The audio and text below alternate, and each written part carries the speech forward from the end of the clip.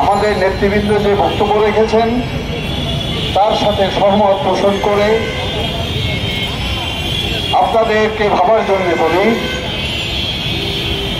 5ই আগস্টের যে অভ্যুত্থান, সেই অভ্যুত্থানে আমরা ফ্যাসিবাদকে পরাস্ত করেছিলাম এবং উদ্দেশ্য ছিল যে একটি গণতান্ত্রিক সরকার পরবর্তীতে প্রতিষ্ঠিত হবে। কিন্তু সেই পথে সরকার হাঁটছেন না। তারা নতুন সব পরিকল্পনা হাতে নিয়েছেন। সেই পরিকল্পনার ভেতর দিয়ে তারা নিজেদের একটা রাজনৈতিক দল করে ক্ষমতা সংহত করার চেষ্টা করছেন। ফলে এই সরকারের দায়িত্ব ছিল যে নির্বাচনের ভেতর দিয়ে ক্ষমতা হস্তান্তরের ব্যবস্থা করা, আর যারা ফ্যাসিবাদী হত্যাকারী তাদের গ্রেপ্তার করা, জনজীবনের সংকটগুলোই হাত দেওয়া, এই রুটিন কাজটাই ছিল তার দায়িত্ব। কিন্তু তিনি এখন অনেক বড় বড় জিনিস দিয়েছেন। এখন আমাদের গ্রামে একটা প্রবাদ আছে যে কামার যা গড়ে তা মনে মনে গড়ে। ওনার মনের ভিতরে যে গরম, সেই গরমটা দেখা যাচ্ছে।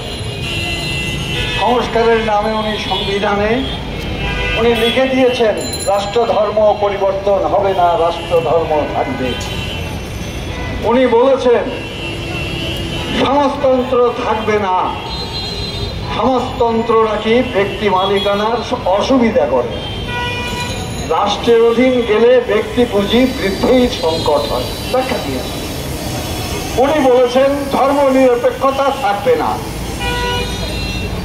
এবং ধর্ম নিরপেক্ষতা থাকলে নাকি বহুবাদিত্ব যে চেতনা, সেই চেতনা দুর্বল হয়ে যায়। অর্থাৎ উনি মুক্তিযুদ্ধের ভেতর দিয়ে অর্জন সমূহের মূল জায়গাগুলোতে উনি হাত দিয়েছেন। উনি একটা মৌলিক পরিবর্তনের, সংবিধানকে মৌলিকভাবে পরিবর্তন করার কথা বলছেন। এখন ইন্দ্রা সংবিধান সংস্কার করবেন কেন? সংস্কার করবেন তো তাদের এই যে বুর্জোয়া যে ব্যবস্থা, এই ব্যবস্থাকে আরেকটু খসে বেঁচে টিকিয়ে রাখার জন্য, আর জনগণকে বিভ্রান্ত করার জন্য। ফলে এই সংবিধানের যে সমস্ত প্রশ্নে তারা হাত দিচ্ছেন, খুঁটিনাটি বিষয় না, মৌলিক বিষয়। এই হাত দেওয়ার এখতিয়ার তাদের নেই। সেই হাত দেওয়ার এখতিয়ার আছে একটা নির্বাচিত সরকার, এবং নির্বাচিত সরকারও সেখানে হাত দিতে হলে সেখানেও জনগণের ম্যান্ডেটের প্রয়োজন আছে। সেইটা তিনরা মানছেন না। ফলে আমরাও এই জাতীয় ভঙ্গিভীতির আমরাও মানি। ফলে তার বাইরে যাওয়া যাবে না। ওই সংস্কার যদি ওনারা করতে চান তাহলে তো অনেক সময়, সেই সময় ওনারা চান ওনাদের সাথে আবার গোলামি রয়েছে বৈষম্য বিরোধী, নাগরিক আন্দোলন, জামাতে ইসলাম, এরকম সাম্প্রদায়িক রাজনীতি করে সেই জাতীয় লোকজনেরা, তারা সবাই মুক্তিযুদ্ধের যে দৃষ্টিভঙ্গি, সেই দৃষ্টিভঙ্গির পাল্টা আর একটা দৃষ্টিভঙ্গি তারা প্রতিষ্ঠিত করতে চায়। সে কারণে দেখা যাচ্ছে যে তাদের সাথে পরস্পরের চোখসাচোষ। এটাও এখন আর গোপন নেই। তারা এখন প্রশ্ন তুলেছে যে সংসদ নির্বাচন আগে না, আগে ইউনিয়ন কাউন্সিল। উদ্দেশ্য কি? উদ্দেশ্য পরিষ্কার। সরকারকে আমরা বলেছিলাম যে তুমি যদি ক্ষমতায় থেকে নতুন রাজনৈতিক দল করো, তাহলে সেটা অতীতে যারা স্বৈরাচারী আচরণ করেছে তুমিও একই অপরাধের অপরাধী হওয়া।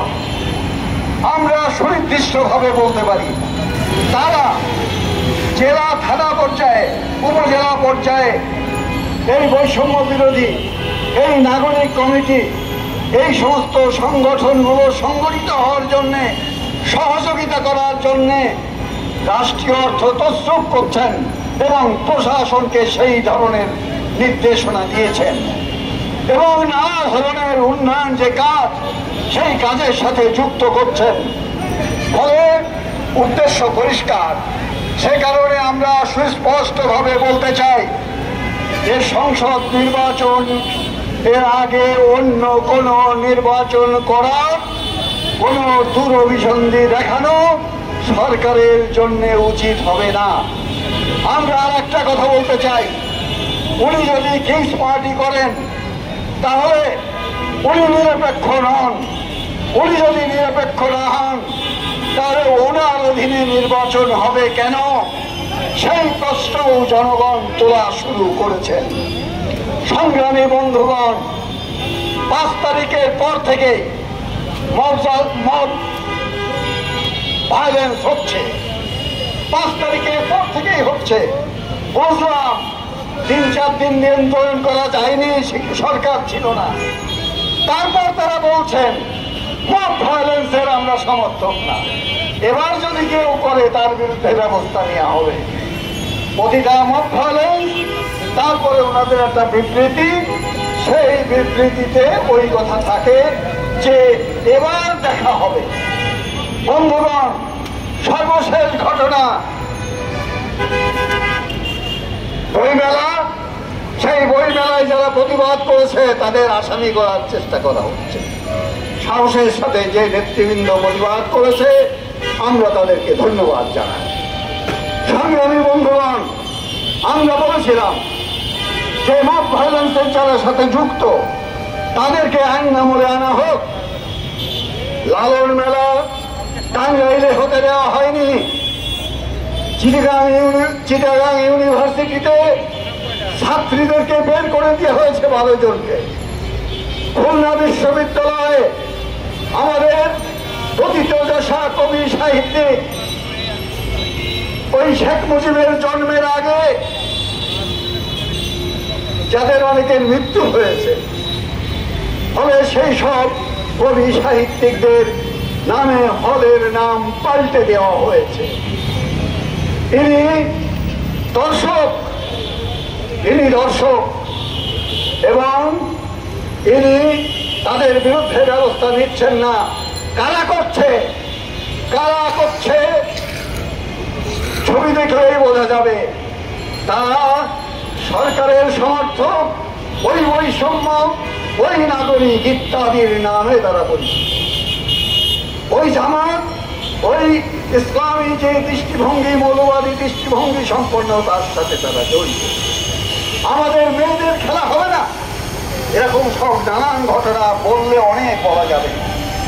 আমরা সে কারণে বলেছি, সরকার আপনি তো কোনো জায়গায় হাত দিতে পারলেন না, বরং দেশে অরাজকতা সৃষ্টি করেছেন। ফলে 6 মাসে আপনারা যে কার্যক্রম করেছেন,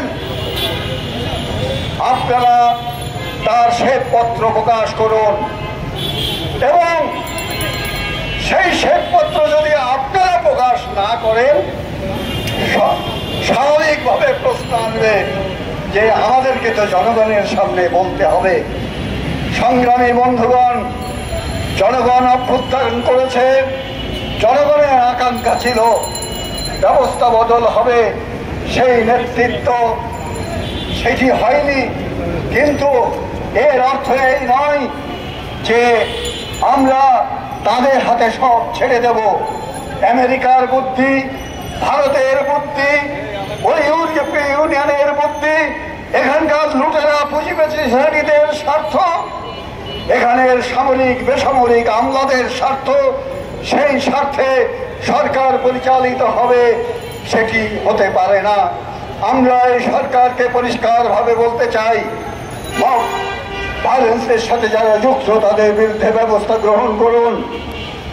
দ্রব্যমূল্য নিয়ন্ত্রণে আনুন, খোলা বাজারে ব্যাপক হারে পণ্য সরবরাহ করুন, রেশন চালু করুন এবং সিন্ডিকেটে যারা ওই সংকট সৃষ্টির জন্য দায়ী, তারা জনগণ তাদের নাম জানে, তাদের বিরুদ্ধে ব্যবস্থা গ্রহণ করুন। আর কোনো তার বাহানা না করে আগে নির্বাচনের তারিখ ঘোষণা করুন। ততটুকু সংস্কার। ওই নির্বাচনী ব্যবস্থার ভেতরে নির্বাচন করার জন্য যতটুকু প্রয়োজন ডেট ঘোষণা করুন, তার ভেতরেই তো আপনারা সেই সংস্কারের কাজ করতে পারবেন। সংগ্রামী বন্ধুগণ, এই সকল জনগুরুত্বপূর্ণ এই দাবিতে দেশের আরেকটা যে সংকট ঘনীভূত হচ্ছে, সেই সংকট মোকাবেলায় জনগণের যে শক্তি, সেই শক্তি এবং শাসন প্রতিষ্ঠিত করার জন্যে শ্রমিক, কৃষক, মেহনতি মানুষ সকল গণতান্ত্রিক শক্তিকে আমরা ঐক্যবদ্ধ হওয়ার আহ্বান জানাচ্ছি। এবং আজকের সভা আপনারা যারা অংশগ্রহণ করেছেন তাদেরকে অভিনন্দন জানিয়ে শেষ করছি। আমরা এখন মিছিলে যাব। আসুন সবাই